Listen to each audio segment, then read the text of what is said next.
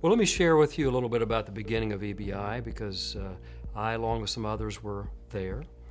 It began when in 1986, a labor employment lawyer and a good friend of mine named Bill Martucci at the Spencer Fane Britton Brown law firm, who'd been working with Mike Baker, who was the assistant dean at the UMKC Law School in charge of continuing legal education, were looking for something new to do.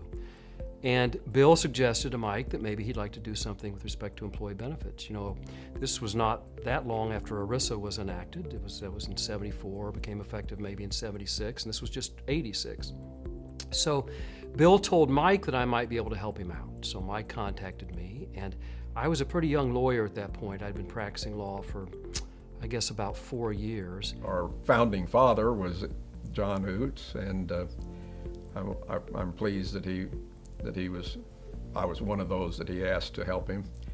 I believe our goal was to provide the same type of quality program that in those days you probably had to go to Washington, D.C., New York, Dallas, or San Francisco to attend. And I think it was very clear. I think we had a very clear vision.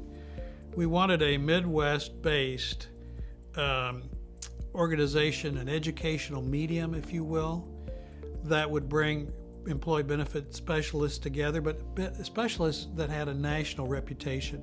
We wanted speakers with a national reputation in order to attract the kind of audience that we wanted to attract for the not only the event, but later on for all of the educational opportunities that we were hoping to offer. And so I thought I would try and gather together a group of people I thought were the luminaries in terms of the employee benefits legal bar at that time. So I contacted Tom Graves, who was at the Morrison Hecker law firm at that time, and Al Martin, who was at Schicardi and Bacon, and Myron Silden, who was at Silden and Croker. And I asked them if they'd get together with me at the old Kansas City Club. And we had a luncheon, and we talked about what to do. I remember in those early meetings that Myron Silden, who was another member of the group, suggested that we have exclusively national speakers. The focus of the programs has changed in a pretty dramatic way since that first one. In fact, since the early ones. The early ones were much more technical and compliance oriented, and a bigger portion of the faculty would have been attorneys than is true today. It's now really a much broader program in terms of scope and interests.